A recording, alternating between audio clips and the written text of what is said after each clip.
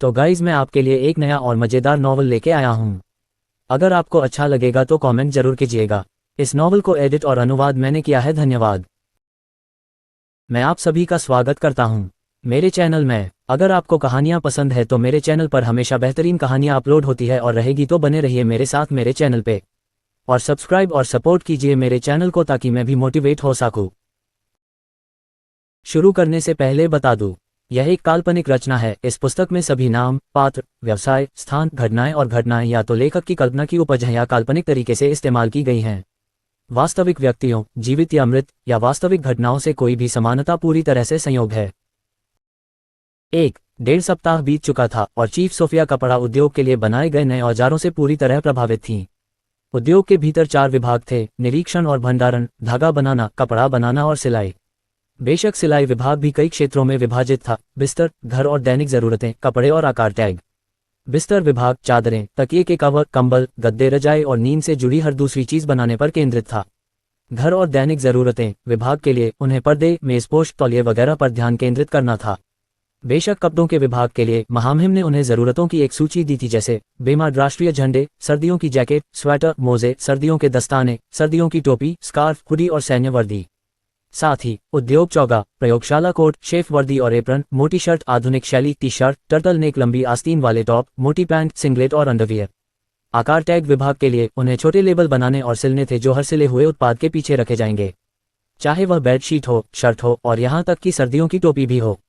अभी के लिए ये सभी आवश्यक कपड़े थे, लेकिन लैंडन ने उन्हें बताया था कि हर महीने की शुरुआत में सूची में नए आइटम जोड़े जाएंगे। और अंत में निरीक्षण और भंडारण विभाग माल की गुणवत्ता की जांच करने के साथ साथ स्टॉक में मात्रा को संग्रहित करने और रिकॉर्ड करने का प्रभारी था। आज 12 सितंबर था और सोफिया के लिए अपना साप्ताहिक निरीक्षण करने का समय था। उसने सबसे पहले धागा बनाने वाले विभाग से शुरुआत करने का फैसला किया। स्वागत है प्रमुख, विभाग के सभी लोगों ने अभिवादन किया। सभी कर्मचारियों ने मोटे रबर के जूते पहने हुए थे अगर उनके पैरों पर कुछ गिर जाए तो। नाक के मास्क और दस्ताने, जब उन्हें धागे को अलग अलग रंगों में रंगना था, साथ ही जब वे जानवरों के फर को संभाल रहे थे। सोफिया ने फर को धोने और कंघी करने के लिए जिम्मेदार लोगों के पास जाने का फैसला किया। इन जानवरों के फर पर गंदगी थी और यहाँ तक कि उन पर मल के निशान भी थे, इसलिए निश्चित रूप से उन्हें साबुन से साफ करना था। सोफिया ने उनकी धुलाई प्रक्रिया का निरीक्षण किया, साथ ही यह भी देखा कि कर्मचारी अपने सुरक्षा वस्त्र पहने हुए हैं या नहीं। जो लोग फर को धोते और कंघी करते थे, उन्हें दस्ताने, एप्रन, फेस मास्क और रबर के जूते पहनने की आवश्यकता थी। लैंडन नहीं चाहता था कि किसी जानवर का चेहरा कर्मचारियों को छुए, और चूंकि वह यह भी नहीं चाहता था कि कोई फर उनके नाक या मुंह में उड़ जाए, इसलिए उन्हें काम करते समय निश्चित रूप से अपने फेस मास्क पहनने थे। कर्मचारियों को कम से कम 4 बार साबुन से धोना पड़ा, तब जाकर फर कुछ हद तक साफ हुआ। और वहां से श्रमिकों ने सुखाने की लाइनों पर फर को सुखाने से पहले 2 और धुलाई की। कपड़ा उद्योग को दिए गए सभी 4 भवनों के पीछे कम से कम 60 लंबी कपड़ों की लाइनें थीं, इसलिए लैंडन ने फिर इन फर को वहां सुखाया। एक बार जब फर सूख गया तो लोगों के एक और समूह ने फर को कंघी करना शुरू कर दिया। इस बिंदु पर इसे मूल रूप से मानव बाल की तरह व्यवहार किया गया था। श्रमिकों ने इसे कंघी करके बिना किसी गांठ के बाहर निकाला, जो उत्पादन चरण में बाधा उत्पन्न कर सके। वहां से लोगों के एक और समूह ने फर को कई भाप से चलने वाली रोलिंग मशीनों में डाला, जिसने मूल रूप से उन्हें फैला दिया। बेशक इस चरण के बाद एक और समूह ने फर को घुमाने के लिए कताई पहियों का उपयोग किया, जिससे एकल फर किस्में बनी, जिन्हें फिर धागा बनाने के लिए अन्य स्टैंड के साथ घुमाया गया। फर किस्में मानव बाल की किस्में जितनी छोटी थीं, इसलिए निश्चित रूप से उन्हें धागा बनाने के लिए एक साथ जोड़ा और घुमाया जाना था। कोई कह सकता है कि ये घुमाव चोटी के रूप में किए गए थे। कुछ फर के धागों को चरखे पर रखा गया था और अंत में उन्हें धागा बनाने के लिए गूंथ दिया गया था। और एक बार धागा बन जाने के बाद श्रमिकों के एक और समूह ने कई बेसिनों में पानी और डाई भरी, जो कीमिया प्रयोगशाला से प्राप्त की गई थी। बेसिन लगभग 2 बाथटब के आकार के थे, जिससे एक साथ कई धागों को रंगा जा सकता था। और रंगाई के बाद धागे को 24 घंटे तक सुखाया गया। अंत में एक बार जब धागा सूख गया तो दूसरे समूह ने उन्हें सावधानी से भाप से चलने वाली यांत्रिक धागा घुमाने वाली मशीन में डाल दिया। 17वीं से 19वीं शताब्दी के दौरान पृथ्वी पर भाप घुमाने वाली मशीन के कई संस्करण बनाए गए थे। अभी किसी के पास धागे का एक धागा लेकर उसे लकड़ी के फ्रेम के चारों ओर लपेटने का समय नहीं था। इसमें हमेशा के लिए समय लग जाता, इसलिए लैंडन ने मूल रूप से भाप घुमाने वाली मशीन का सबसे अच्छा संस्करण लिया और इसे यहां लागू किया। इस तरह सभी मजदूरों को मशीनों पर धागा फैलाना था और बाकी सब इतिहास बन गया। बेशक उन्हें मशीनों में लकड़ी के फ्रेम भी डालने थे, साथ ही पानी भी। और दिन के अंत में धागे से लिपटे लकड़ी के सैकड़ों फ्रेम बनाए गए। मशीन का ढांचा धातु के फ्रेम के भीतर बंद था, इसलिए लोग वास्तव में अंदर की कार्यप्रणाली को नहीं देख सकते थे। वे केवल पानी डालने की जगह, लकड़ी के फ्रेम, धागे और लकड़ी के फ्रेम पर धागे लपेटने वाले हिस्से ही देख सकते थे। लैंडन ने सुरक्षा कारणों से पुली सिस्टम और अन्य यांत्रिक भागों को बंद कर दिया। श्रमिकों ने इस मशीन की बहुत सराहना की। आपको ये जानना होगा कि वे लोग आमतौर पर इन लकड़ी के फ्रेम के चारों ओर धागे लपेटने के लिए हजारों गुलामों को काम पर रखते हैं। वास्तव में जब उन्हें विभाग के भीतर इस क्षेत्र में नियुक्त किया गया था तो उन्हें शुरू में रोने जैसा महसूस हुआ था, लेकिन जब उन्हें एहसास हुआ कि मशीन मूल रूप से 80% काम करती है तो वे हर बार जब लैंडन उनके विभाग में आते थे तो वे कृतज्ञता भरी आंखों से उन्हें देखते थे।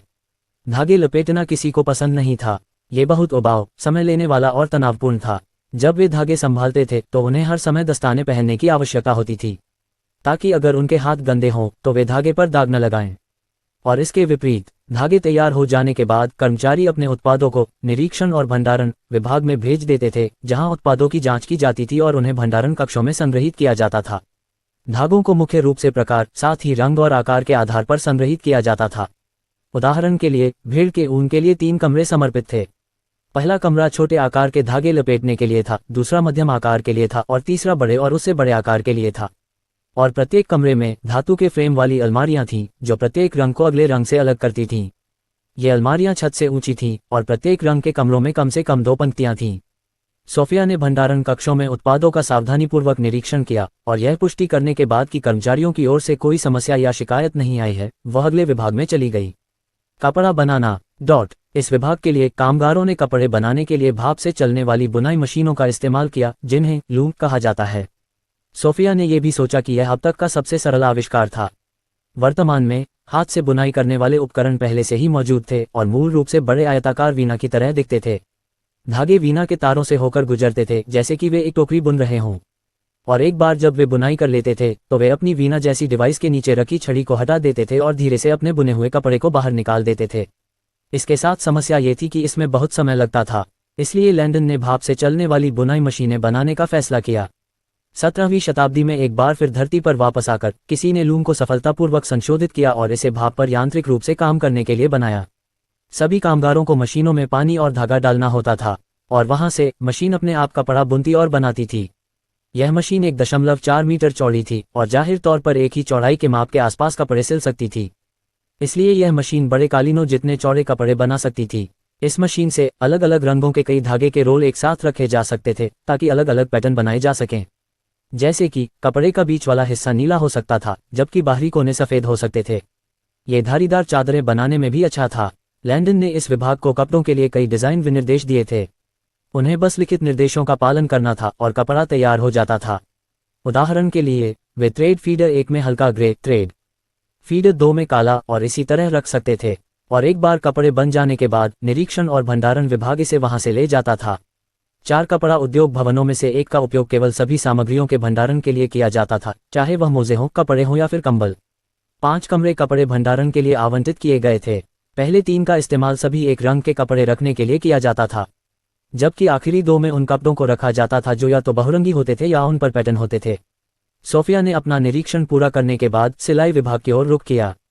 सिलाई विभाग। सोफिया को यह स्वीकार करना पड़ा कि सिलाई मशीनें अब तक उसकी पसंदीदा थीं। एक महिला के रूप में उसने हमेशा अपने पति के कपड़ों के साथ साथ अपने बच्चों के कपड़ों को भी हाथ से सिलने में बहुत समय लगाया था, लेकिन सिलाई मशीनों की मदद से सिलाई में लगने वाला समय बहुत कम हो गया है। काले रंग की सिलाई मशीनें टेबल पर लगी होती थीं जिसके नीचे पैर के पैडल होते थे। फिर से, कामगार मशीन के अंदरूनी कामकाज को देख या समझ नहीं पाते थे क्योंकि यह काले धातु के आवरण से ढकी होती थी। तो यह मूल रूप से धरती पर मौजूद पोर्टेबल सिलाई मशीनों की तरह दिखती थी। बस फर्क इतना था कि यह एक टेबल से जुड़ी हुई थी। कामगार केवल टेबल से जुड़ी सिलाई मशीन, धागा और सुई डालने की जगह और टेबल के नीचे पैर के पैडल को ही देख सकते थे। सिलाई मशीन के ठीक नीचे टेबल के बीच में टेबल से जुड़ी एक आयताकार धातु की पटिया थी। ये पटिया इसलिए लगाई गई थी ताकि सिलाई करते समय सुई का सिर लकड़ी की टेबल में न धंसे। टेबल खुद एक ऑफिस टेबल की तरह दिखती थी जिसके दाएं और बाएं छोर पर दराज थे। दाएं तरफ के दराजों का इस्तेमाल कामगारों द्वारा मापने वाले टेप, रूलर, सुई, धागे, पिन, चाक, कैंची, आकार चार्ट और सिलाई के लिए आवश्यक अन्य उपकरण और दिशा निर्देश रखने के लिए किया जाता था। बाएं तरफ के दराज के लिए पुली सिस्टम जो सिलाई मशीन को लैग पैडल से जोड़ता था, वह भी इसके अंदर संलग्न था। बेशक इस विशेष दराज को हमेशा बंद रखा जाता था और चाबियां चीफ सोफिया के कार्यालय में रखी जाती थीं। ये विशेष दराज केवल तभी खोले जा सकते थे जब पुली सिस्टम को रखरखाव या मरम्मत की आवश्यकता होती थी। सिलाई मशीन पर एक स्विच भी था जिस पर चालू और बंद लिखा होता था। मशीन को चालू करने के लिए कामगारों को बस स्विच को ऊपर की ओर फ्लिप करना होता था और मशीन को बंद करने के लिए स्विच को नीचे की ओर फ्लिप किया जाता था। मशीन के अंदर एक कुंडी तंत्र था जो मशीन के बंद होने पर पुली को काम करने से रोकता था। इस तरह से अगर कारीगर बिना स्विच को घुमाए 100 बार भी लेग पैडल दबाते तो भी यह कभी काम नहीं करता। कारीगरों के लिए वे बस इतना जानते थे कि एक बार जब वे स्विच को घुमाते और पैडल को घुमाते तो सिलाई मशीन काम करना शुरू कर देती। फिर से हर कोई अपने राजा द्वारा बनाए गए साइज चार्ट से प्रभावित था। अभी इस युग में सिलाई करना वाकई निराशाजनक था। कोई अपने प्रियजनों के लिए पैंट की एक जोड़ी सिल सकता था और बाद में ही पता चलता था कि जांघ का हिस्सा बहुत टाइट है या कमर बहुत बड़ी है, और कभी कभी बट का हिस्सा भी बहुत टाइट हो जाता था।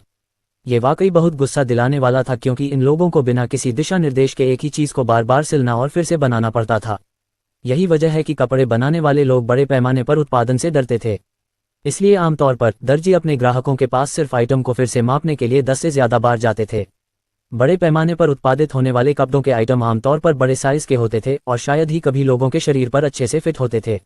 लेकिन साइज चार्ट के साथ अब उनके लिए चीजें कई गुना आसान हो गई थीं। कपड़ों के लिए 3 मुख्य साइज चार्ट थे जो अलग अलग लिंग और जरूरतों को पूरा करते थे। ये साइज चार्ट पुरुषों, महिलाओं और बच्चों के लिए थे। धरती पर वापस एक्स्ट्रा लार्ज के अपने साइज चार्ट थे, लेकिन लैंडन ने तय किया था कि वह उन्हें आम लोगों से अलग नहीं करना चाहता था। उदाहरण के लिए अगर कोई एक्स्ट्रा लार्ज आदमी अपना साइज ढूंढना चाहता है तो वह अभी भी पुरुषों के साइज चार्ट के नीचे दिखाई देगा। साइज चार्ट एक्स्ट्रा लार्ज पर खत्म होने के बजाय लैंडन ने इसे ट्रिपल एक्स्ट्रा लार्ज पर खत्म कर दिया था। हालांकि इस युग में लैंडन ने अब तक का सबसे बड़ा व्यक्ति डबल एक्स्ट्रा लार्ज देखा था, और ऐसे लोग बहुत कम थे। लगातार खेती, काम और लड़ाई करने वाले लोगों के साथ केवल बिगड़े हुए रईस और कुछ किसान ही मोटे हुए। ये लोग काम या नाइटहुड से एक दिन में ढेर सारी कैलोरी जलाते थे, और बीमारियां और लगातार स्वास्थ्य समस्याएं जैसी छोटी छोटी चीजें भी उन्हें मोटा नहीं होने देती थीं। सभी साइज चार्ट पर extra small, medium, double extra large और कई अन्य जैसे सामान्य साइज थे। साथ ही साइज BM00, बेमाद साइज 00 जैसे विशिष्ट साइज, BM0, BM3 इत्यादि। साइज गाइड पर कर्मचारी सामान्य और विशिष्ट साइज के बीच संबंध आसानी से देख सकते थे। उदाहरण के लिए वे आसानी से देख सकते थे कि BM0 से लेकर BM1 तक XS एक्स्ट्रा स्मॉल श्रेणी में आते हैं। फिर से साइज चार्ट पर प्रत्येक साइज में बस्ट, कमर और कूल्हे के माप थे। साथ ही अलग अलग सेक्शन जैसे टॉप, बॉटम, जैकेट इत्यादि। आस्तीन और पैंट की लंबाई के लिए भी विनिर्देश थे। बिस्तर जैसी अन्य वस्तुओं के लिए भी साइज चार्ट थे जो queen, king, twin, twin XL, baby cribs और फुल साइज बेड के लिए माप दिखाते थे। वास्तव में तौलिए, मेजपोश वगैरह के भी अपने आकार चार्ट थे। इसीलिए सोफिया ने कामगारों को कई समूहों में विभाजित कर दिया था। केवल वे लोग जो तकिए के कवर जैसे बिस्तर बनाते हैं वे ही बिस्तर के लिए आकार चार्ट का उपयोग करते थे, और जो लोग कपड़ों के प्रभारी थे वे केवल कपड़ों के लिए आकार चार्ट का उपयोग करते थे। सिलाई विभागों में एक विशिष्ट समूह भी था जो आकार टैग बनाने का प्रभारी था, जिसे सभी कपड़ों की वस्तुओं के पीछे रखा जाता था।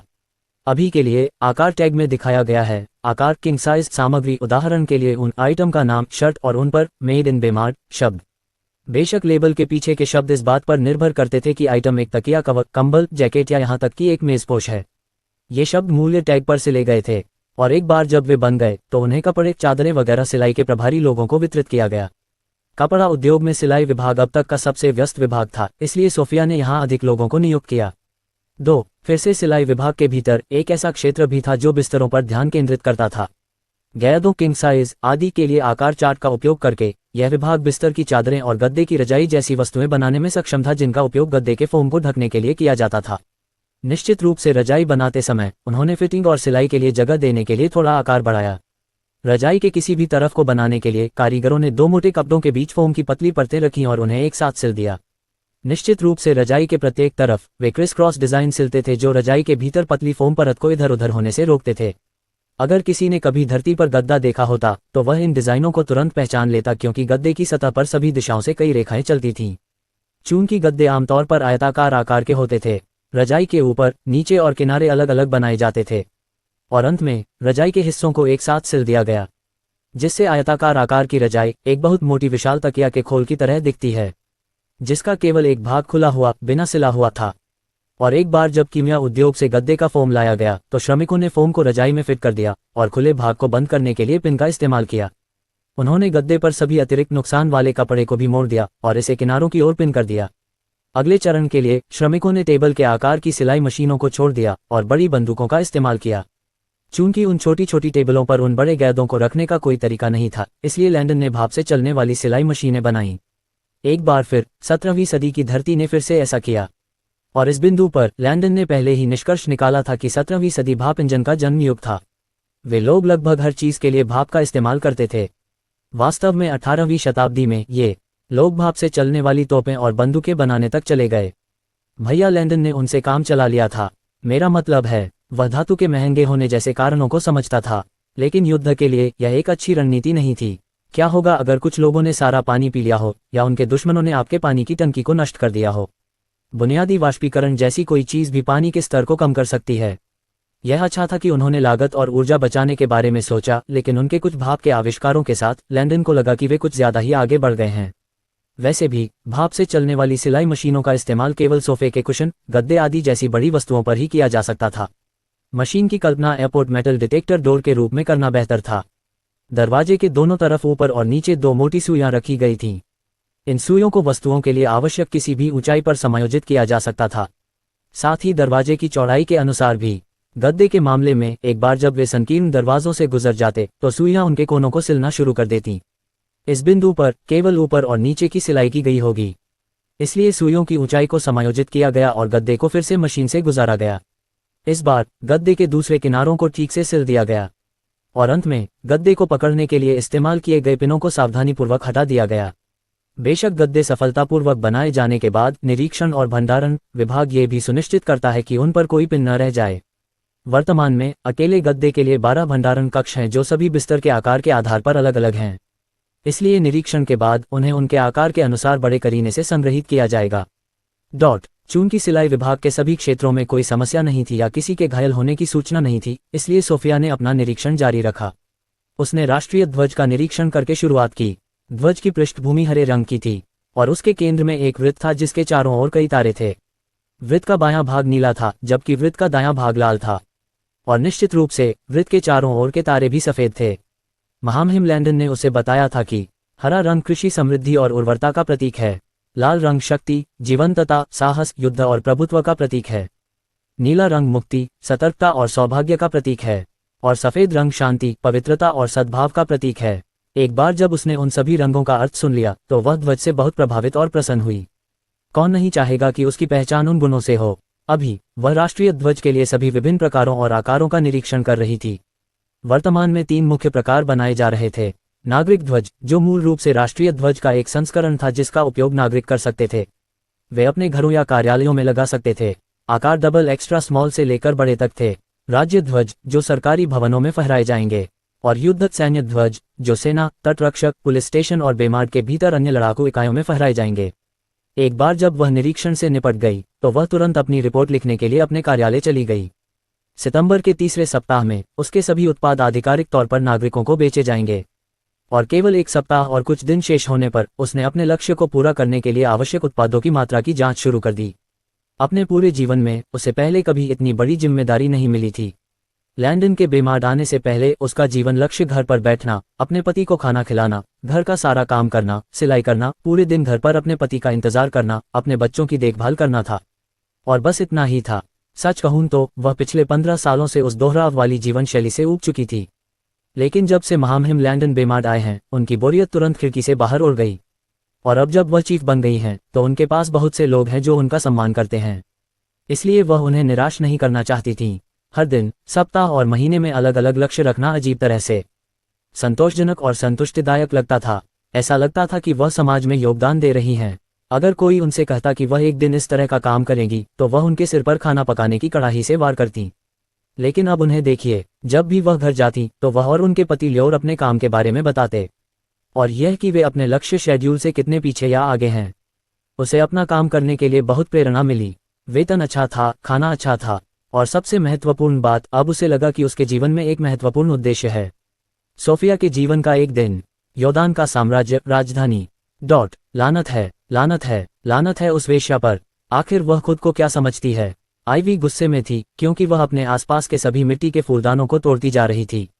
एक पल के लिए वह एक बिगल 5 वर्षीय बच्ची की तरह लग रही थी जिसे क्रिसमस का वह उपहार नहीं मिला जो उसने मांगा था। आईवी को लगा कि यह महीना दुर्भाग्य से भरा हुआ महीना था। कुछ भी उसके अनुकूल नहीं चल रहा था। कुछ समय पहले आईवी ने अपने गुंडों को साम्राज्य कैरोना की ओर भेजा था ताकि वेश्या नंबर 5 और उसके बच्चों की तलाश की जा सके। वह जानती थी कि जब उसके गुंडे आएंगे तो उन्हें भी कम से कम 1 या 2 महीने वहां रहना होगा, उसके बाद वे वापस योदान लौट जाएंगे। इसलिए इस स्थिति के बारे में वह कुछ नहीं कर सकती थी। इसलिए उसने तुरंत ही वेश्या नंबर 5 को अपने दिमाग से निकाल दिया था। लेकिन पिछले महीने में वेश्या नंबर 2 ने उसे बहुत परेशान कर दिया था। ये सब तब शुरू हुआ जब उसके पति राजा मैकलेन ने घोषणा की कि नवंबर के आसपास वह अपने पहले 5 बेटों में से एक राजकुमार का चयन करेगा। जैसे ही मैकलेन ने सुबह घोषणा की, उसने तुरंत अपने अधीनस्थों को औषधालयों से लवफ्लेयर औषधि खरीदने के लिए भेज दिया। ये औषधि मूल रूप से एक मजबूत कामोद्दीपक थी जो इसे पीने वाले व्यक्ति में मजबूत उत्तेजक प्रतिक्रियाएं पैदा कर सकती थी। एक नियमित कामोद्दीपक लोगों को चक्कर आ सकता है और उन्हें लगता है कि उनके साथ धोखा हुआ है, लेकिन यह वायग्रा के समान था, लेकिन बहुत अधिक मजबूत और बहुत अधिक नशीला। इसकी प्रभावशीलता और सूक्ष्मता के कारण यह साम्राज्य में सबसे महंगी औषधियों में से एक थी। केवल अमीरों के अमीर ही इसे प्राप्त कर सकते थे। आईवी ने शराब लेकर मैकलेन के कक्ष में जाने की योजना बनाई थी और अपनी एक नौकरानी से शराब में यह औषधि मिलाने के लिए कहा था। ये सुनिश्चित करने के लिए कि उसका बेटा पहला राजकुमार का पद प्राप्त करे, उसने मैकलेन को उसके जीवन का सबसे अच्छा समय देने की तैयारी की थी। आकर्षक ढंग से तैयार होने के बाद वह जल्दी से मैकलेन के कक्ष में चली गई। लेकिन इससे पहले कि वह कुछ समझ पाती, वह वेश्या जो मैकलेन की दूसरी पत्नी थी पहले ही आगे निकल चुकी थी। जब वह कक्ष के करीब पहुंची तो गार्ड ने उसे बताया कि मैकलेन व्यस्त है और फिलहाल किसी भी मेहमान से नहीं मिल पाएगा। बेशक वह व्यस्त था, वह यहां से साफ सुन सकती थी कि वह कितना व्यस्त था। यह अपमानजनक जोड़ा जोर जोर से और अनावश्यक रूप से प्रेम प्रसन्न कर रहा था, जिसे शायद महल में मौजूद हर कोई सुन सकता था। हाँ, ठीक है मेरे प्यारे। ओह मेरी रानी। राजकुमार बेनेडिक्ट की तुलना में राजकुमार माल्फॉय स्पष्ट रूप से बेहतर विकल्प है, इसलिए आपको सांप के बारे में चिंता करने की जरूरत नहीं है, दीदी ने कहा। और सबसे महत्वपूर्ण बात यह है कि मेरी रानी, आप रानी सेडोरा से 10 गुना अधिक सुंदर और उत्कृष्ट हैं, अजी ने कहा। जैसे ही उसने अपनी नौकरानियों की बात सुनी, उसका मन जो पहले उथल पुथल में था धीरे धीरे शांत हो गया। वे सही थे। अगर कोई राजा सेक्स के कारण अपना मन बदल सकता है तो क्या वह एक बेकार राजा नहीं बन जाएगा? इसके अलावा सेडोरा जैसी घृणित और बेशर्म महिला कैसे अस्तित्व में आ सकती है? तसक। वास्तव में अपने लक्ष्य के लिए सेक्स का उपयोग करना, कितनी बेशर्मी। जैसे ही उसने सेडोरा को कोसना शुरू किया, वह वास्तव में भूल गई कि वह भी मैकलेन पर अपनी यौन शक्ति का उपयोग करना चाहती थी। पो, हाँ मेरी रानी, पो ने जुटते हुए कहा। कल सुबह दवाखाने की दुकान बेन के पास जाओ और वॉटक्रो पाउडर ले आओ। सुनिश्चित करो कि कोई तुम्हें जाते और वापस आते न देखे। हाँ मेरी रानी। हालांकि आईवी शांत हो गई थी, लेकिन उसका अभिमान और अहंकार अभी भी इस तथ्य से आहत था कि किसी ने उससे बेहतर प्रदर्शन किया था। वह इस तरह के अपमान को नमक के दाने के साथ कैसे ले सकती थी? मामले को बदतर बनाने के लिए उसे यकीन था कि वह फुहड़ अपने ही बेटे को राजकुमार बनाने की कोशिश करेगी। वह ऐसा कैसे होने दे सकती थी? चून की कुतिया को अपना चेहरा और शरीर बहुत पसंद था, इसलिए उसे तुरंत इसे नष्ट करना होगा। वॉटक्रो पाउडर भी एक महंगा पाउडर था जो किसी व्यक्ति की त्वचा पर फुंसी, फोड़े और चकत्ते पैदा कर सकता था। ये वेश्या के लिए एकदम सही था। मिया, दीदी। हाँ मेरी रानी, तुम दोनों सेडोरा की हरकतों पर कड़ी नजर रखोगी, साथ ही इस महल में रहने वाली दूसरी वेश्याओं पर भी। साथ ही जब पो पाउडर लेकर आएगा तो तुम दोनों चुपके से उसे लेमी और साइला को भेज दोगी। उन्हें सेडोरा के कक्षों में घुसने और पाउडर को सेडोरा के सामान्य फेस पाउडर के साथ मिलाने के लिए कहो। उन्हें उसके तकिए और बिस्तर पर भी थोड़ा पाउडर फैलाना होगा। हाँ मेरी रानी। सेडोरा की नौकरानियों के समूह में लेमी और साइला उसकी जासूस थीं। प्रत्येक रानी के पास कम से कम 30 नौकरानियां और 4 निजी नौकरानियां थीं। पहली 30 नौकरानियां वे थीं जो आंगन साफ करती थीं, खाना लाती थीं, कपड़े धोती थीं, छोटे मोटे काम निपटाती थीं और इसी तरह के दूसरे काम करती थीं। और बेशक बाकी 4 निजी नौकरानियां उच्च स्तर की नौकरानियां थीं जो अपनी रानियों के रहस्यों को जानती थीं और उनके लिए घृणित काम करती थीं। लेमी और साइला सेडोरा के आंगन में बस साधारण नौकरानियां थीं, जो ऑपरेशन के लिए एकदम सही थीं। चूंकि वे मूल रूप से सफाई नौकरानियां थीं, इसलिए वे बिना किसी की नज़र में आए पाउडर लगा सकती थीं। वे वहां 11 साल से काम कर रही थीं, इसलिए कोई भी उन पर शक नहीं कर सकता था। अजी, मेरी रानी, तुम पूरे दिन मेरे साथ रहोगी। अगर मेरे साथ मेरी कम से कम एक निजी नौकरानी न हो तो ये संदिग्ध लगेगा। साथ ही कल दोपहर हम कुलमाता से मिलने जाएंगे। हाँ मेरी रानी। मैट्रियार्क येल्दा राजा मैकलेन की माँ थी। अगर कोई राजकुमार चुना जाता तो आईवी को यकीन था कि येल्दा की राय का इस मामले में 40% महत्व होगा। इस राज्य में कौन नहीं जानता था कि राजा मैकलेन अपनी माँ से बहुत प्यार करता था। उसकी माँ के शब्दों का साम्राज्य में बहुत महत्व था, खास तौर पर महल में। इसलिए हर कोई शुरू से ही उस बूढ़ी डायन की चापलूसी करता रहा था। आईवी ऐसी व्यक्ति थी जिसे परेशानी वाले मामलों से नफरत थी। वह दशकों से उस बूढ़ी डायन को पसंद करने का नाटक कर रही थी, और सच में ये काफी थकाऊ और क्रोधित करने वाला था। साथ ही उसे इस बात से भी नफरत थी कि उसके पति के अलावा कोई और उनके वैवाहिक मामलों में अंतिम फैसला ले सकता था। ये भी उस बूढ़ी डायन की वजह से था कि मैकलेन ने इतनी सारी पत्नियां और रखेलें रखी थीं, और यह सब इसलिए क्योंकि उस महिला को कई पोते पोतियों की चाहत थी। जब वह गर्भवती थी तो बूढ़ी डायन सेडोरा को लेकर आए और मैकलेन और उस वेश्या से शादी कर ली, और इस तरह बूढ़ी डायन महल में कई महिलाओं को लाती रही। बदला लेना एक कुतिया थी।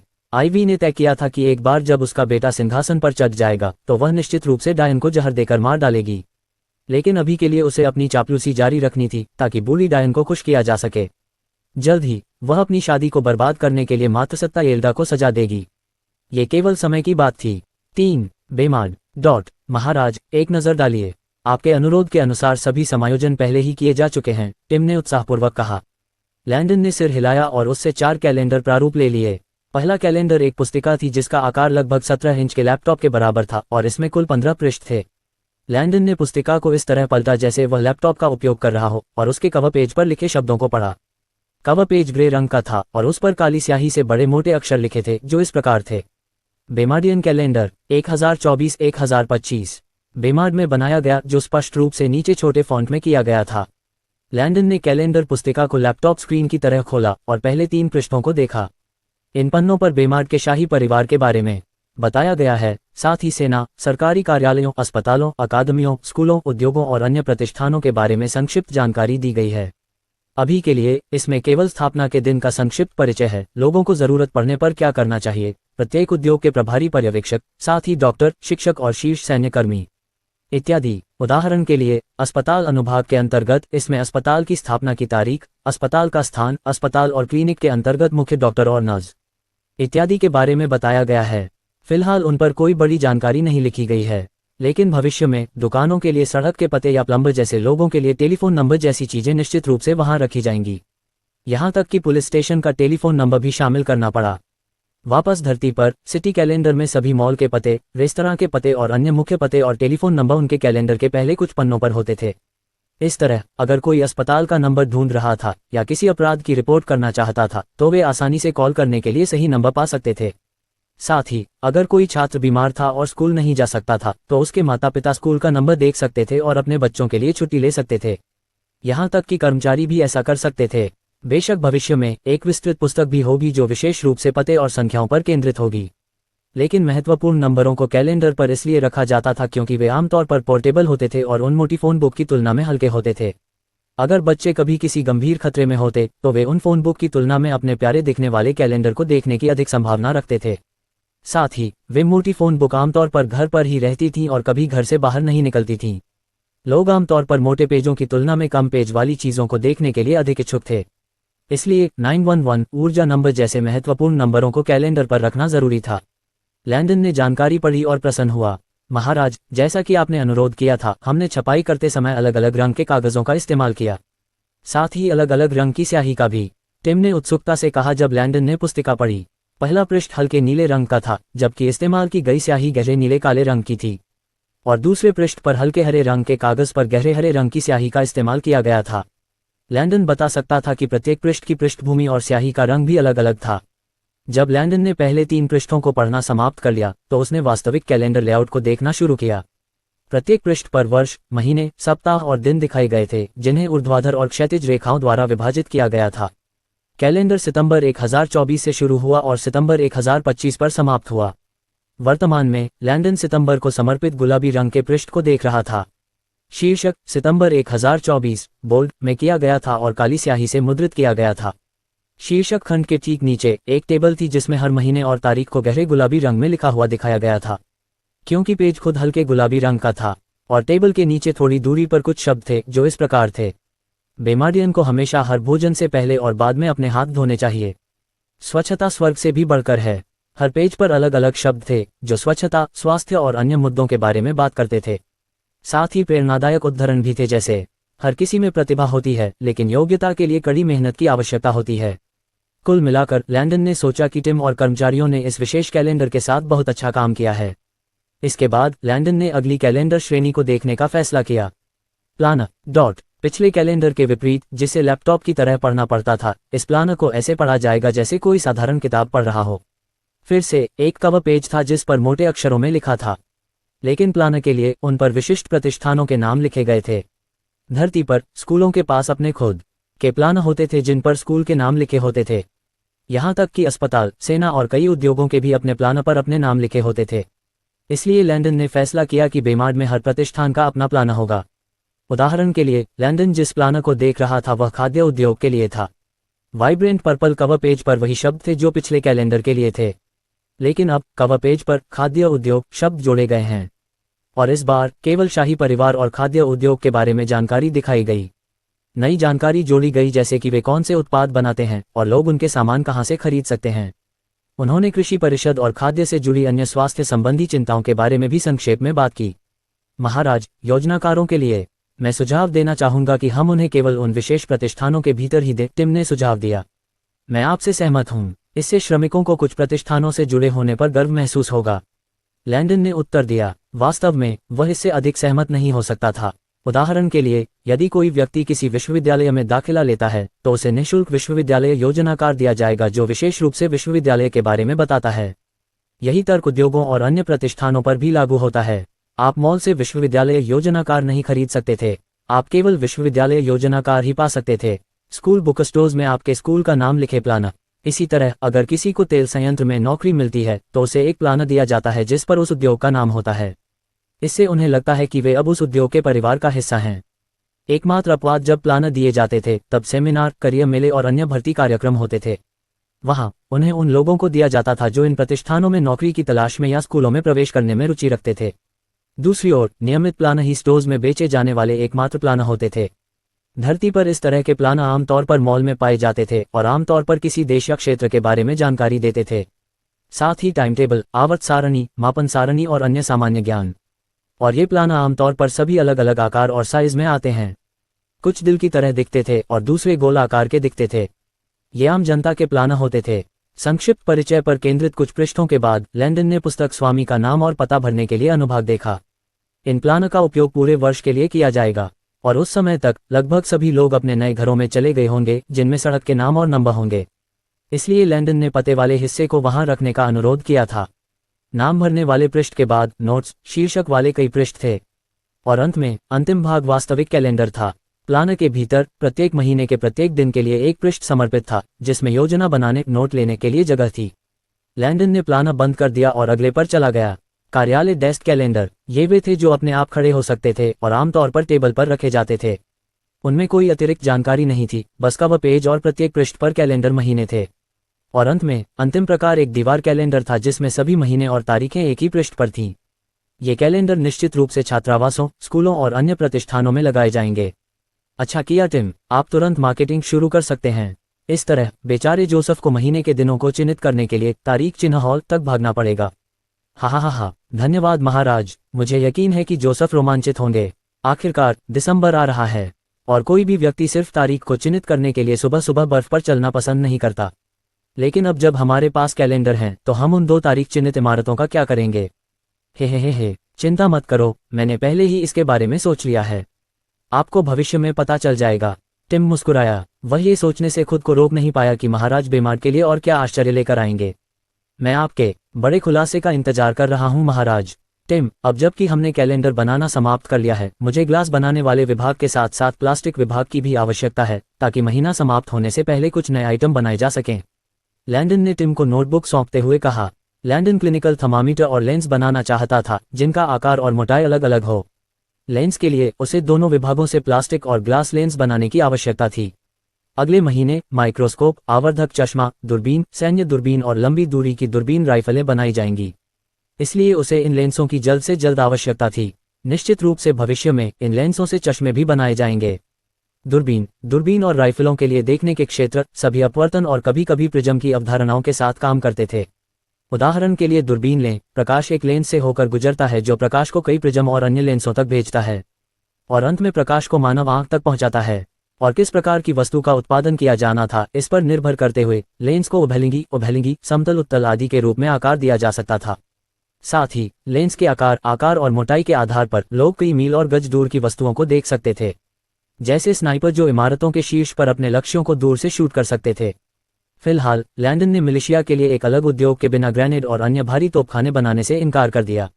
इनमें से कुछ हथियारों को कंप्यूटर प्रोग्राम और मशीनों की मदद से उच्च दबाव पर स्थापित करने की आवश्यकता थी। उन्हें प्रभावी ढंग से बनाने के लिए उन्हें सटीक कंप्यूटरीकृत माप की आवश्यकता थी। बारूद बनाना थोड़ा खतरनाक था, लेकिन बाकी जितना खतरनाक नहीं था, इसलिए यह संभव था। अन्य हथियारों के लिए उन्हें अभी इंतजार करना होगा। थोड़ी सी भी गलती और कई लोग मर सकते थे। इसलिए लैंडन ने केवल ऐसी चीजें बनाई जिनके लिए गोलियों की आवश्यकता होती थी और दबाव वाले या जटिल हथियार नहीं। धरती पर जब ग्रेनेड बिना मशीनों और कंप्यूटर के बनाए जाते थे तो उन्हें बनाने से प्रतिदिन सैकड़ों लोग मरते थे। इन हथियारों का इस्तेमाल दूसरे लोगों की जान की कीमत पर प्रथम और द्वितीय विश्व युद्ध में किया गया था। लैंडन अपने हाथों पर नागरिकों का खून नहीं चाहता था। यह मध्ययुगीन समय था। अगर कोई उद्योग में अपने प्रियजनों को खो देता है तो वे लोग निश्चित रूप से लैंडन को दोषी ठहराएंगे। वे शायद उसे जिम्मेदार ठहराएंगे और उसके महल की ओर मार्च करेंगे। हालांकि लोग दयालु और ईमानदार थे, लेकिन जब इंसान का दिल बहुत दर्द से गुजरता है तो वह एक चंचल चीज होती है। अगर किसी का एकमात्र परिवार वहां मर जाता है तो वह व्यक्ति निराशा में डूब जाता है और शायद अपनी मानसिक स्थिति और नैतिकता भी खो देता है। ऐसे लोग थे जो अपने दुख के कारण हत्यारे खलनायक बन गए थे। इन लोगों ने मौत के केवल 2 तरीके अपनाए, बीमारी, युद्ध, शिकार और यात्रा। कोई भी अन्य तरीका उन्हें बहुत बड़ा झटका देता। साथ ही वह नहीं चाहता था कि वे उद्योग स्थलों पर काम करने से डरें या यहाँ तक कि अपने बच्चों को स्कूलों से निकाल लें। लैंडन कभी कुछ नहीं करता अगर उसे यकीन न हो कि कर्मचारी सुरक्षित बाहर निकलेंगे। इसलिए अभी के लिए वह बंदूकें और अन्य सामान बनाने पर ध्यान केंद्रित करेगा जो उत्पादन चरण के दौरान जरूरी नहीं कि बड़े पैमाने पर विस्फोट का कारण बने। और अगर विस्फोट हुए तो वे आमतौर पर छोटे पैमाने पर थे और किसी को नुकसान नहीं पहुंचाते थे। उद्योगों में प्रयोग के दौरान पहले से ही कई विफलताएं हो चुकी थीं, लेकिन आमतौर पर मशीनें खराब हो जाती थीं या उत्पाद नष्ट हो जाते थे। ऐसा कोई विस्फोट नहीं हुआ था जिससे पूरा कमरा या इमारत नष्ट हो गई हो, और लैंडन इसे ऐसे ही रखना चाहता था। लैंडन ने बताया कि प्रत्येक लेंस का आकार कैसे बनाया जाना था। इसके बाद वह थर्मामीटर के बारे में बात करने लगा। यह एक और वस्तु थी जिसे बनाने में लैंडन को खुशी हुई। इस युग में हालांकि लोगों को विशिष्ट तापमान नहीं पता था, लेकिन उनके पास इसे पता लगाने के अपने तरीके थे। वे अपनी भट्टियों के तापमान का अनुमान लगाने के लिए कई सामग्रियों का इस्तेमाल करते थे। कभी कभी वे पत्थर, लकड़ी और यहाँ तक कि घास का भी इस्तेमाल करते थे। वे कीमिया, तलवार बनाने, निर्माण, मिट्टी को ढालने आदि के लिए आग का इस्तेमाल करते थे। इसलिए निश्चित रूप से उनके पास तापमान का अनुमान लगाने का अपना तरीका था। उदाहरण के लिए, जब वे तलवारें बनाते थे तो वे तापमान का अनुमान लगाने के लिए आग की बाहरी परिधि पर कई हथेली के आकार के पत्थर रखते थे। अलग अलग तापमान पर चट्टानें उन पर अलग अलग मात्रा में कालिक बनाती थीं, साथ ही विघटित भी होती थीं। और पिघले हुए तापमान पर चट्टानें आमतौर पर राख में बदल जाती थीं। बेशक ये लोग कभी उस स्तर तक नहीं पहुंच पाए, क्योंकि तलवारों को आमतौर पर चट्टानों की तुलना में बहुत कम तापमान की आवश्यकता होती थी। इसलिए प्रत्येक तापमान अंतराल पर पत्थरों में से एक को हटा दिया जाता था और कालिक की मोटाई की जांच की जाती थी। और ये देखने के लिए चट्टान का भी निरीक्षण किया जाता था कि आग से कितने टुकड़े टूटे हैं। और निश्चित रूप से जो लोग वर्षों से लोहार थे उन्हें अब इन तरीकों का उपयोग करने की आवश्यकता नहीं थी, क्योंकि वे केवल महसूस करके सही तापमान का अनुमान लगा सकते थे।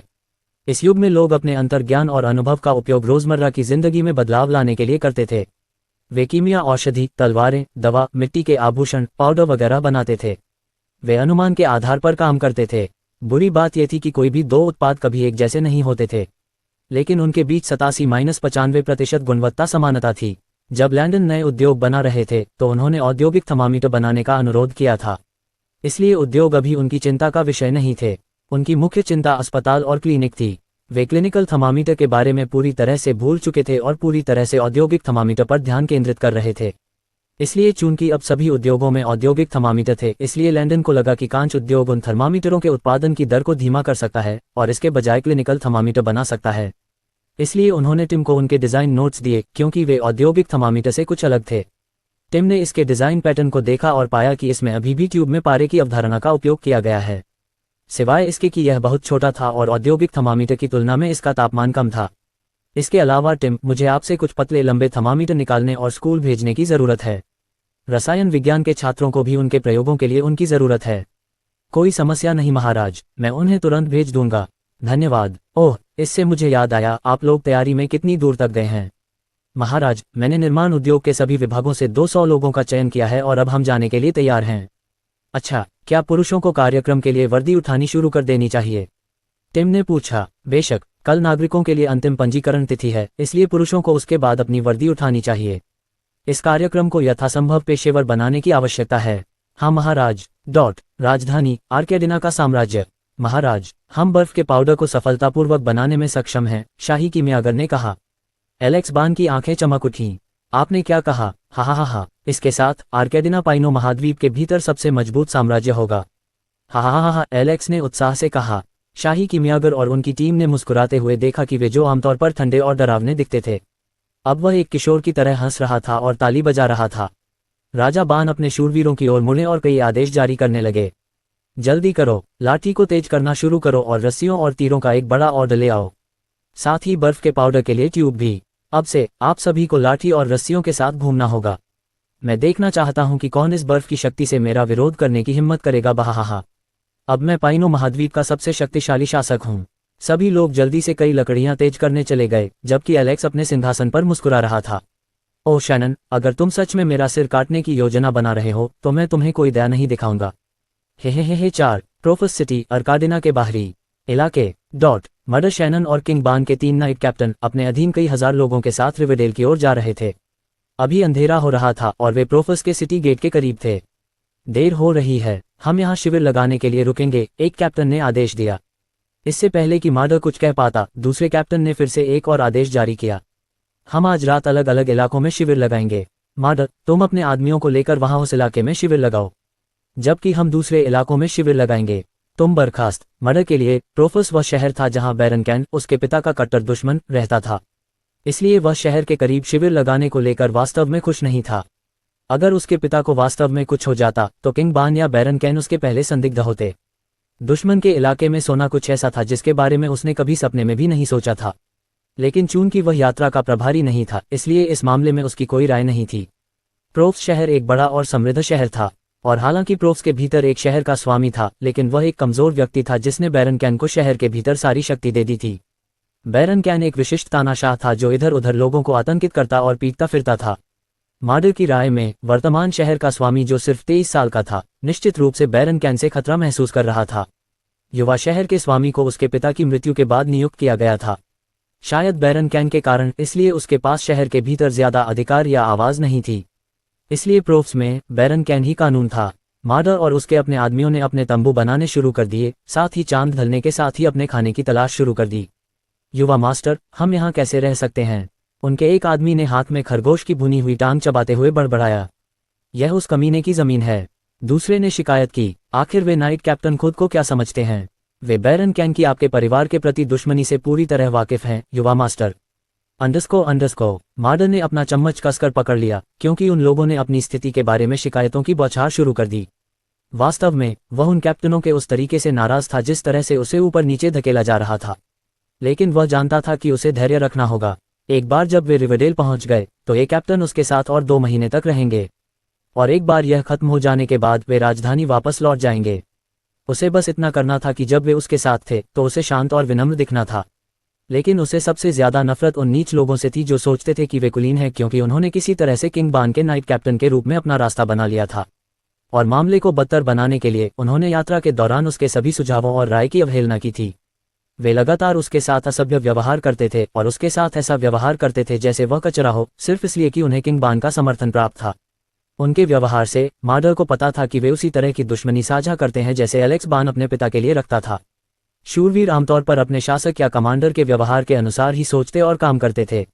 मर्डर के दिमाग में चाहे उसका बदला कितनी भी देर से आए, वह निश्चित रूप से इसे पूरा करेगा। उसने उनके सभी कार्यों को अपने दिल में गहराई से रखा। रात के खाने के बाद कुछ लोग अपने टैंक में चले गए, जबकि अन्य लोग कैंपसाइट की रखवाली कर रहे थे। रात जल्दी ही अंधेरी, ठंडी और रहस्य और खतरे से घिर गई। कुछ लोग गहरी नींद में थे, जबकि अन्य लोग ठंडे कैंपसाइट की रखवाली कर रहे थे। फुप 4 हत्यारे कैंपसाइट पर पहुंचे। उनका लक्ष्य मर्डर शैनन था। शाही महल के भीतर बैरन कैन के पास कुल 10 जासूस थे जो महल के रक्षक के रूप में काम कर रहे थे। एलेक बान जैसे शासक के साथ लोगों को पता नहीं था कि वे सुरक्षित हैं या नहीं, इसलिए उन्हें अपने जासूस वहां भेजने पड़े। कम से कम अगर उनका राजा उनका सिर कलम करने जैसा कुछ करने की योजना बना रहा था तो वे पकड़े जाने से पहले आर्काडिना से आसानी से भाग सकते थे।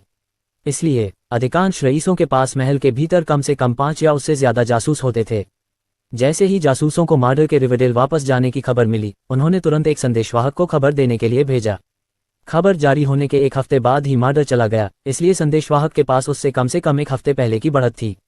इस तरह के जरूरी संदेशों के लिए कई कस्बों, व्यापारिक कंपनियों और शहरों के पास अपने शासन के तहत अपने संदेशवाहक होते थे।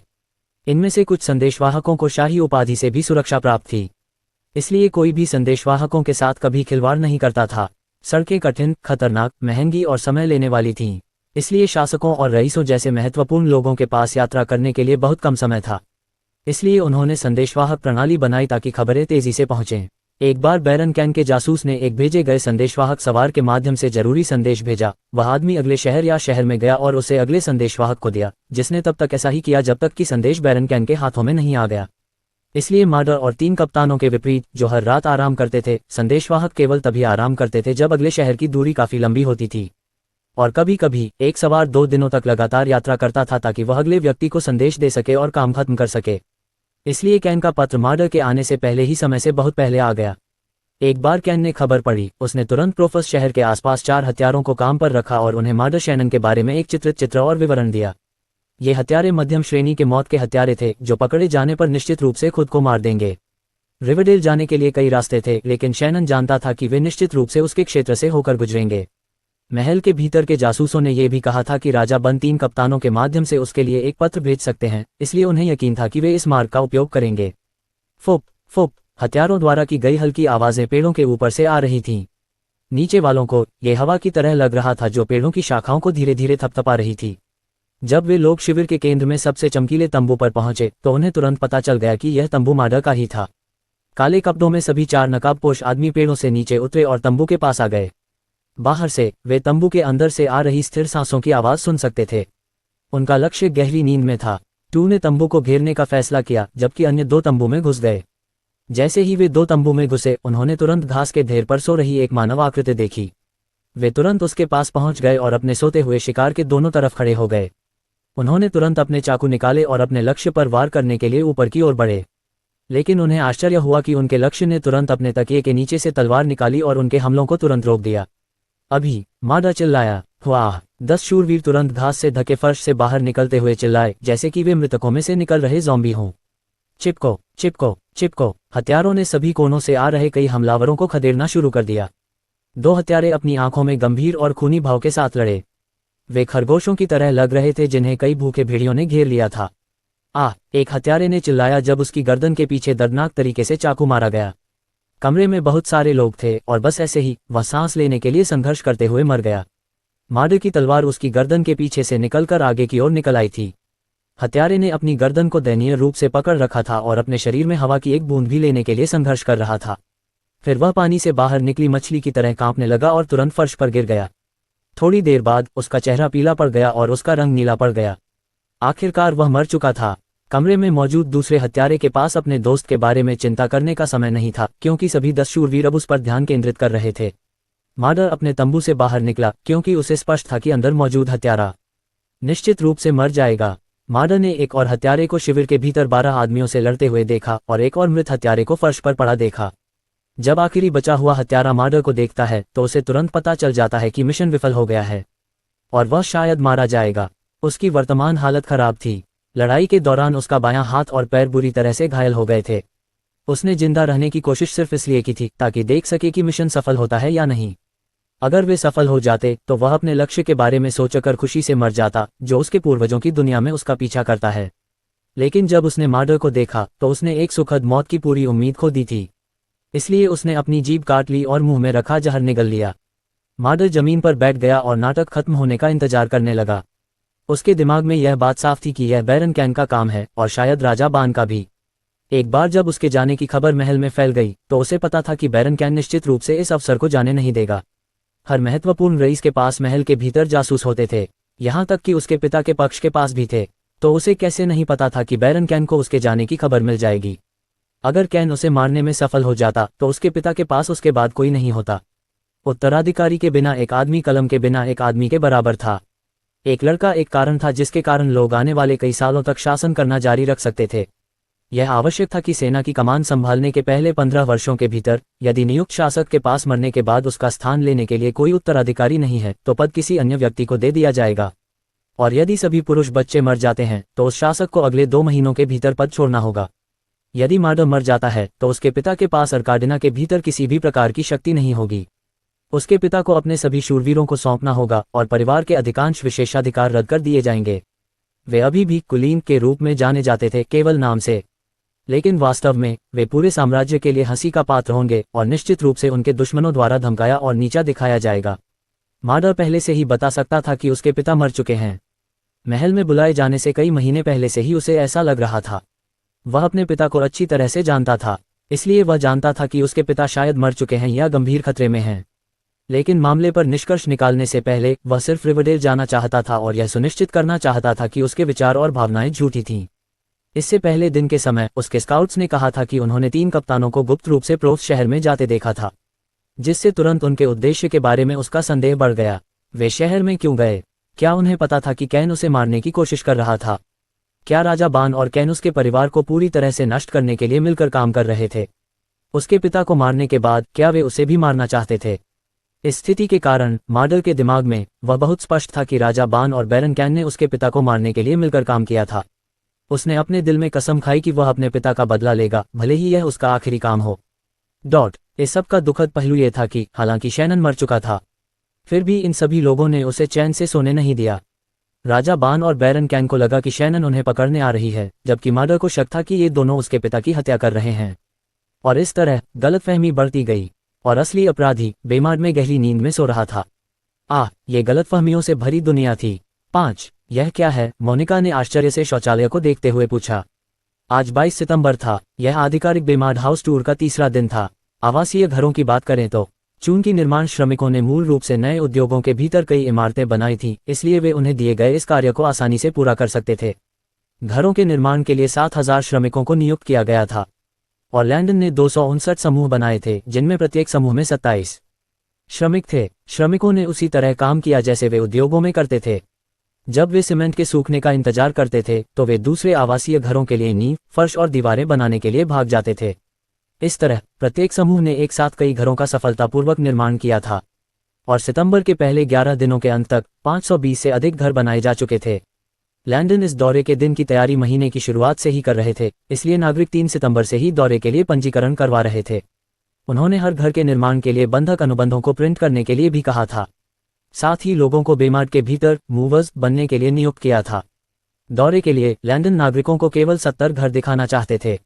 जहां तक मूल बेमार्डियनों की बात है तो वे महीने की 20 तारीख को ही दूसरे घरों में जाना शुरू कर चुके थे। लैंडन ने हर घर को थोड़ा अनोखा और दूसरे से अलग बनाने की कोशिश की थी। कुछ घरों में चौड़ी खिड़कियां, अलग अलग सीढ़ियां, अलग अलग फ्लोर टाइल, अलग अलग संरचना व्यवस्थाएं वगैरह थीं। उन्होंने हर घर के लिए अलग अलग डिज़ाइन बनाए और उन्हें श्रमिकों को दे दिया। लेकिन हालांकि उनके डिज़ाइन अलग अलग थे, हर घर में एक बेसमेंट फ्लोर, ग्राउंड फ्लोर पहली मंजिल और एक दूसरी मंजिल थी। सभी घरों के लिए ग्राउंड फ्लोर पर कम से कम ये चीजें थीं: एक रसोई, ऊंची छत वाला पार्लर, एक पिछला बरामदा जो पिछवाड़े की ओर जाता था, डाइनिंग रूम, शौचालय और गराज। बेशक भविष्य में जब बड़े घर और हवेली बनाई जाएंगी तो वहां और कमरे भी जोड़े जाएंगे उन लोगों के लिए जो शानदार तरीके से रहना चाहते हैं। दूसरी ओर दूसरी मंजिल पर कम से कम 3 बेडरूम, एक बाथरूम और एक मास्टर बेडरूम था जिसमें अपना बाथरूम और बालकनी थी। और अंत में बेसमेंट में 4 कमरे थे जिन्हें कपड़े धोने के कमरे, अतिथि कक्ष या भंडारण कक्ष के रूप में इस्तेमाल किया जा सकता था। इसके साथ लैंडन को उम्मीद थी कि जिनके पास बड़े परिवार हैं वे भी शांति से रह सकते हैं, इसलिए ये पारिवारिक घर थे। हालांकि मूल बेमार्डियन की संख्या 1500 थी, उनमें से कुछ विवाहित थे, उनके बच्चे थे, वे अपने माता पिता के साथ रहते थे और इसी तरह। इसलिए हालांकि श्रमिकों ने डिस्ट्रिक्ट ई में 900 से अधिक घर बनाए थे, लेकिन मूल बेमार्डियन के लिए वास्तव में केवल 416 पारिवारिक घरों की आवश्यकता थी। इसीलिए लैंडन ने श्रमिकों से कहा था कि वे डिस्ट्रिक्ट ई में घर निर्माण को रोक दें और अगले डिस्ट्रिक्ट में चले जाएं।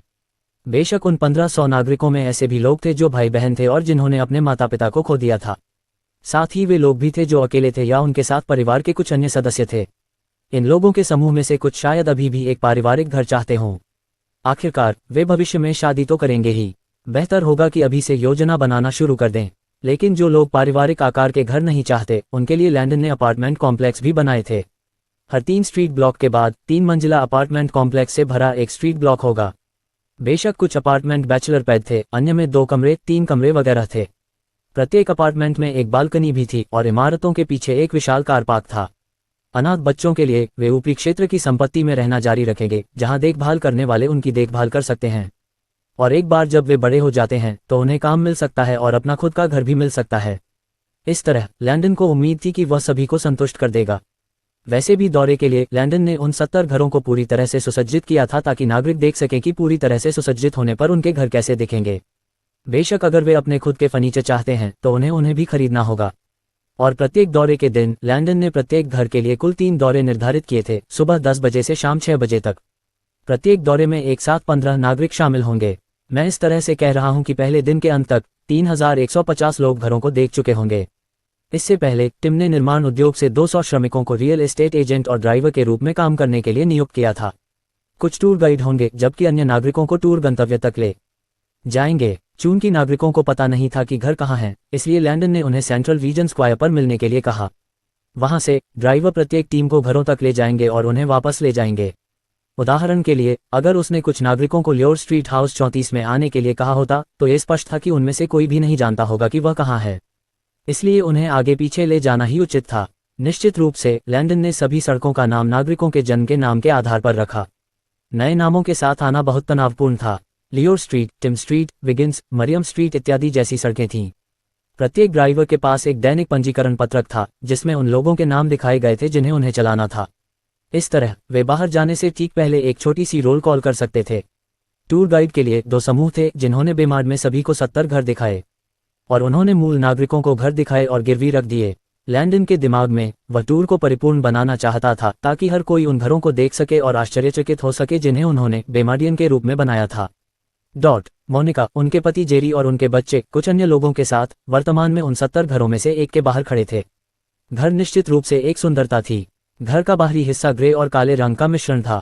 खिड़कियां और दरवाजे के फ्रेम गराज के दरवाजे सहित काले थे जबकि घर के दूसरे हिस्से ग्रे थे। और सामने से देखने पर वे देख सकते थे कि घर में जमीन से ऊपर एक और मंजिल थी। हालांकि घर महल से बहुत छोटा था, फिर भी ये दिखने में महल से टक्कर ले सकता था। और सबसे आश्चर्यजनक बात यह थी कि छत कुछ हद तक सपाट, कलात्मक थी और इसे टिकाए रखने के लिए लाठी, मिट्टी या घास का इस्तेमाल नहीं किया गया था। लैंडन टाइल का इस्तेमाल नहीं करना चाहते थे क्योंकि उन्हें आधुनिक हॉलीवुड दिखने वाली हवेलियां पसंद थीं जिनकी छतें सपाट होती थीं। ये बहुत ठंडा था और छत की टाइलों की तुलना में रखरखाव के लिए कम खर्चीला था। कोई फर्क नहीं पड़ता कि कोई पेशेवर रूप से घर की छत टाइलों से कैसे बनाता है, कई सालों के बाद उनमें से कुछ जमीन पर गिर जाती हैं। फिर आपको प्रतिस्थापन, रखरखाव और इसी तरह की चीज़ों के बारे में चिंता करनी होगी। लैंडन की राय में आधुनिक सपाट छत के डिज़ाइन से चिपके रहना बेहतर था। जेरी के होंठ कांप रहे थे जब उसने देखा कि वह स्वर्ग से एक छोटा सा महल बना हुआ है। उसने पलटकर अपनी पत्नी के चेहरे पर भी अचंभित भाव देखा। मोनिका, ये हमारा घर हो सकता है, जेरी ने कहा। मोनिका अपने विचारों से बाहर आए और अपने पति की ओर सिर हिलाया। क्या वे सपना देख रहे थे? वे वास्तव में ऐसा घर खरीद सकते थे? क्या इस तरह की जगह राजघरानों के लिए नहीं थी? वह अपने पूर्वजों को उनके राजा को बेमाड भेजने के लिए धन्यवाद देने से खुद को रोक नहीं पाए। वास्तव में उसे लगा कि अगर वह एलेक्स बान को देखेगी तो वह उसके निर्णय के लिए भी गंभीरता से उसका धन्यवाद करेगी। धन्यवाद एलेक्स बान। उसके आसपास के लोग भी जोश से बात करने लगे। क्या ये सच है? हमें अब उन लकड़ी के घरों में नहीं रहना पड़ेगा। मम्मी, क्या ये सच है? महामहिम ने हमसे कब झूठ बोला है? उन्होंने कहा कि हम पहले आ सकते हैं क्योंकि हम बेमाड में पैदा हुए थे। या उनमें से कई ने अपने पूर्वजों को फिर से धन्यवाद देने के लिए मौन प्रार्थना की। उनके लिए सबसे अधिक नफरत का समय सर्दी है। उस मौसम में उनके घर तूफान से उड़ जाते थे और कई लोग आमतौर पर ठंड से मर जाते थे। लेकिन इस तरह के घर के साथ कोई रास्ता नहीं था कि तूफान घरों को उड़ा दे। यह एक चमत्कार था। उनकी प्रार्थना आखिरकार सुनी गई थी। वे अपने पूर्वजों को धन्यवाद देना जारी रखते थे क्योंकि वे बड़े भूरे रंग के बाहरी टाइलों पर चलते थे जो सीधे घर की ओर ले जाते थे। एक बार जब वे घर के सामने पहुंचे तो एक आदमी दरवाजे से बाहर आया और उनका अभिवादन किया। बेमाड हाउस टूर में आपका स्वागत है। मेरा नाम हेडन है और मैं आज के लिए आपका टूर गाइड बनूंगा। जब टूर ग्रुप ने अपने टूर गाइड को देखा तो वे चौंक गए। उसने क्या पहना हुआ था और वे इसे कहां से प्राप्त कर सकते थे? हेडन, जो इस समय सामने के बरामदे में खड़ा था, उसने एक मोटी ग्रे रंग की फॉर्म फिटिंग शर्ट, मोटी काली रंग की फॉर्म फिटिंग पैंट, काले मोजे और एक काली जैकेट पहनी हुई थी। जिस तरह से उसने कपड़े पहने थे, उसके बोलने का तरीका, उसकी साफ सुथरी पोनीटेल ने उसके चेहरे की विशेषताओं को और भी उभार दिया और सभी को ऐसा महसूस कराया कि उन्हें उसका सम्मान करना चाहिए। समूह के सभी पुरुषों ने भी अपने अपने कपड़े पहनने के लिए मानसिक रूप से नोट बना लिए। अच्छा दिखना किसे पसंद नहीं है? साथ ही कपड़ा उस हवादार हल्के कपड़े से कहीं ज्यादा मोटा था जो उन्होंने अभी पहना हुआ था। घर में प्रवेश करने से पहले उन्होंने अपने धूल भरे जूते उतारे और उन्हें बरामदे के सामने रख दिया। ठीक है, अगर कोई ऐसी चीज़ है जो आपकी रुचि जगाती है या अगर आपके कोई सवाल हैं तो आप हमेशा मुझसे पूछ सकते हैं जब हम टूर पर होते हैं। मैं हमेशा आप सभी के लिए उनका जवाब दूंगा। अब चलिए शुरू करते हैं। हेडन ने अपने चेहरे पर एक करिश्माई मुस्कान के साथ कहा, या कम से कम महिलाओं ने इसे इसी तरह देखा। वे सभी सिर हिलाकर जवाब देते हैं और उसके पीछे घर में चले जाते हैं। उनके अंदर आने से पहले हेडन ने खिड़कियों पर पर्दे फैला दिए थे जिससे कमरे में अंधेरा हो गया था। जब हेडन ने दीवार पर लगे स्विच को फ्लिप किया तो तुरंत रोशनी आ गई और कमरा उजाला हो गया। ये किस तरह का जादू था? तो इसमें आग का इस्तेमाल नहीं होता? किसी ने पूछा। नहीं, इसमें आग नहीं होती। आग नहीं है तो जब हम इसे जलाना चाहते हैं तो हमें बस वही करना होगा जो आपने किया।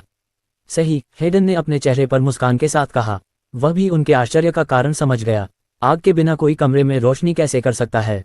पूरे नो महाद्वीप में भी हाइडेन को यकीन था कि केवल महामहिम जैसा कोई ही इस तरह के तरीकों के साथ आ सकता है। महामहिम लैंडन बान बस एक बार के जीवन काल में प्रतिभाशाली थे। जैसे जैसे दौरा आगे बढ़ा, मोनिका और अन्य लोग घर के डिजाइन से पूरी तरह प्रभावित हो गए। चिकनी ग्रे चीनी मिट्टी की टाइलें, काले सोफे, कांच की मेजें, भूरे रंग की अलमारियां, बड़ी कांच की खिड़कियां, ग्रे पर्दे। ओह, जैसे जैसे वह प्रतीक्षा करती गई, पानी गर्म होता गया और उसने जल्दी से उसे बंद कर दिया। सभी ने पानी से भाप निकलते हुए देखी थी और जानते थे कि हेडन ने जो कहा था वह सच था। मोनिका ने तुरंत दाहिना हिस्सा खोला और अपने गर्म हाथों को ठंडा किया। सभी ने ताली बजाई जैसे वे कोई शो देख रहे हों। हा हा हा हा, ये काम करता है, ये काम करता है। तो हमें अब कुओं से पानी लाने की जरूरत नहीं है। ये बहुत बढ़िया है। हा हा हा, मैं लंबी प्रतीक्षा लाइनों के कारण तटीय क्षेत्र के आसपास की धाराओं में जाती थी। अब मुझे इतनी जल्दी उठने की जरूरत नहीं है। हा हा हा हा, अच्छा काम मैडम, अच्छा काम। जब लोग ताली बजा रहे थे तो मोनिका शर्माने लगी। जैसे जैसे दौरा आगे बढ़ा, उत्साहित लोग जब भी कुछ असामान्य देखते तो ताली बजाते।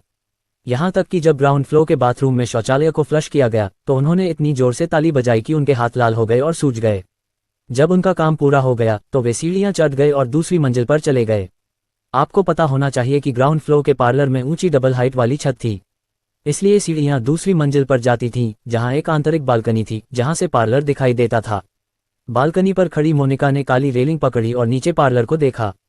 यहां से उसे इंटीरियर डिजाइन के लिए एक बेहतर कोण और प्रशंसा मिली। जेरी ने जितनी भी चीजें देखी थीं, उनमें से मास्टर बेडरूम भी उसके लिए केक था। इसमें अपना निजी बाथरूम था, साथ ही अपनी बालकनी भी थी। साथ ही यह घर का सबसे बड़ा बेडरूम था।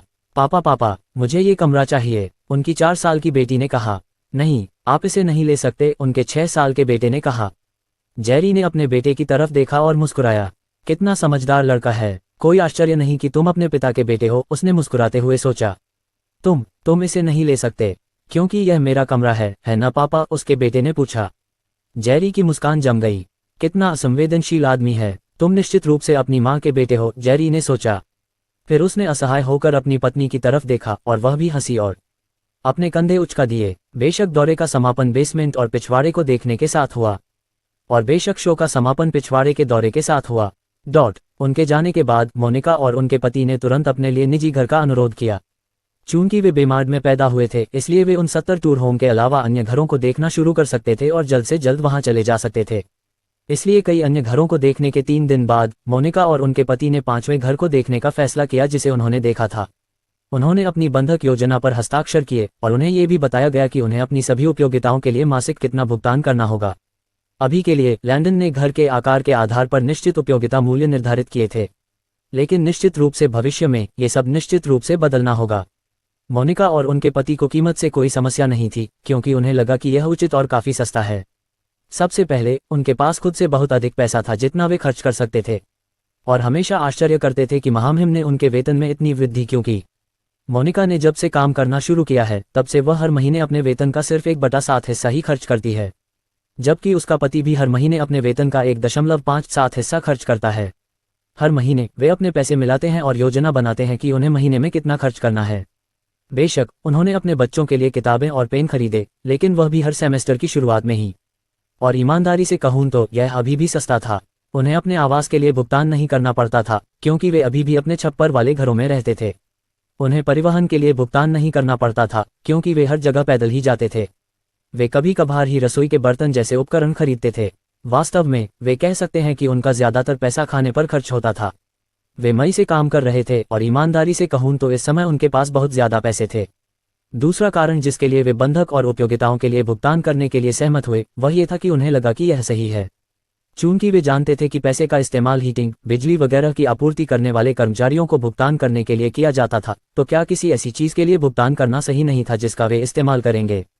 जब उन्होंने बंधक को पढ़ा तो वे इससे खुश भी हुए क्योंकि इससे पता चला कि वे किश्तों में भुगतान कर सकते हैं वगैरह। यहाँ तक कि एक सेक्शन में पूछा गया था कि क्या वे विकलांग हैं या किसी गंभीर बीमारी से पीड़ित हैं। इससे पता चला कि अगर भविष्य में उनके साथ कुछ भी होता है तो उनके लिए हमेशा कोई ना कोई रास्ता होगा।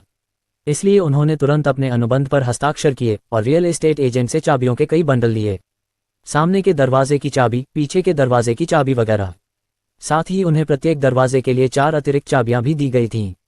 क्षमा करें, हमें वे फर्नीचर के टुकड़े कहाँ से मिलेंगे और हम ये कपड़े कहाँ से प्राप्त कर सकते हैं? जेरी ने रियल एस्टेट एजेंट से पूछा।